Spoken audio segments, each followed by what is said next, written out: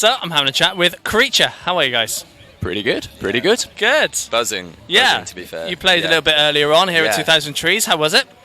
Fucking amazing. I think it's pretty fair to say. Yeah. We were on Brighton early. 10:30. We actually opened the whole festival. I think today. We were on at 10:30 on the new stage. Right, Iden Bush. Yeah, and we were kind of obviously thinking like, how's it going to go in terms of the crowd? But it was absolutely fucking packed. The tent.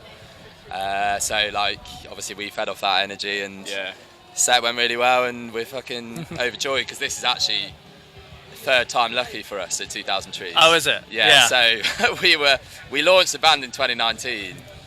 Yeah, not a good year to relaunch that. We just got some momentum, did our first UK tours, you know what I mean, released a couple of EPs. Yeah. Then we had Trees and Boomtown lined up and all, you know what I mean? Yeah. And then the global pandemic. So, and obviously then 2021 got rebooked, that got cancelled. So to actually finally get here. Good things come to those who wait. Yeah. Nice. No, yeah. Other drinks are available. Guinness.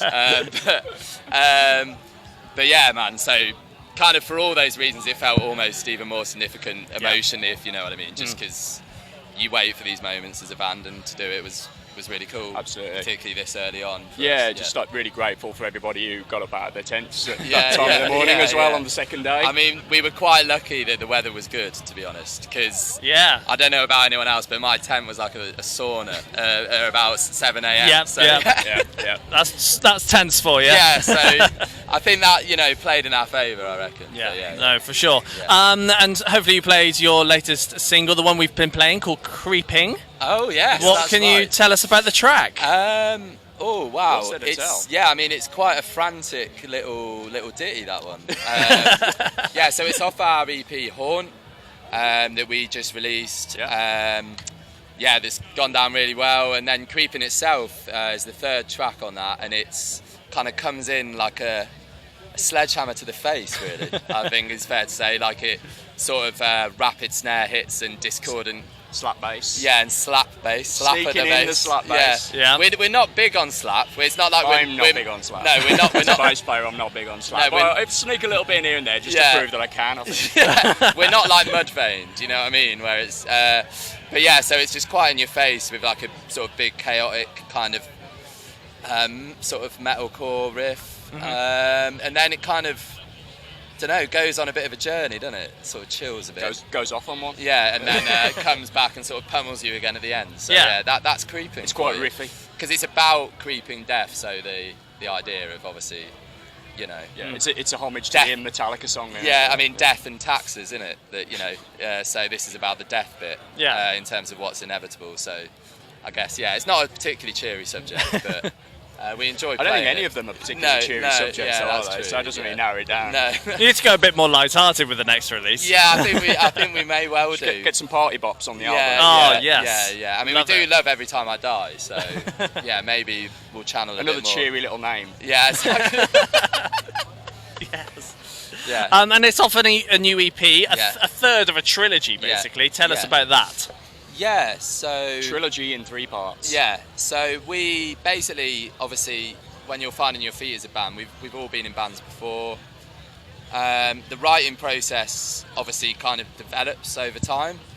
And we basically wrote and demoed 12 tracks, so an album's worth of material, but it didn't quite feel cohesive enough to be an album, if you see what I mean, because as we progressed, our songwriting developed and we started sort of adding more moods and vibes, so we thought kind of a natural thing was to kind of split it up and kind of almost map the progression of our songwriting as a band. So hence the 3 EPs, but also as a new band then it gives you 3 opportunities to go out with something. Yeah, like there's advantages to having more bites of the cherry early on in the process of being a public band as well. If you just release an album straight off the bat, people might put not all your care. eggs in one basket. But also that way it kind of maps our songwriting process, and it's been sick. Obviously, the original plan was to release 3 EPs in 18 months, and then obviously again the pandemic, so we held back the third one. So we actually hadn't released anything for 2 years, but it's been really well received, and we're stoked by it, and it's happy with how it's going. It's like we'll roll out the cliche, but it is our most kind of our best material to date, I would say. Yeah. But Good. We've got an album written, Yeah, ready. mostly. Yeah. 80%, 90% there. Yeah. I'd So say. Writing wise. yeah, that'll be. We couldn't be more excited to get moving on that. And would you say that the record that you've written is more of a development going forward, or would you say you've kind of picked a sound from one of the EPs to kind of concentrate more on? I think it's more dynamic than what we've done previously. Yeah, I think Horn is a very good taster for what's to come. So there's still lots of heavy, sort of in-your-face riffs, but Yeah.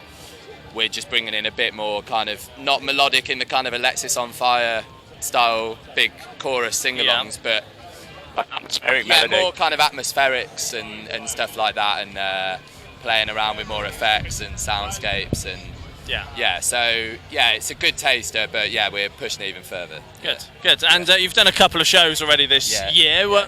but people will want to see you and Yeah, go yeah. and see you play this new EP. So what's the plan for the rest of the year? Yeah, so we just did an EP release show in our hometown of Birmingham. We were honoured to be invited by the guys of Heck to do their secret show in London, which was fucking chaos, Awesome. as you could imagine.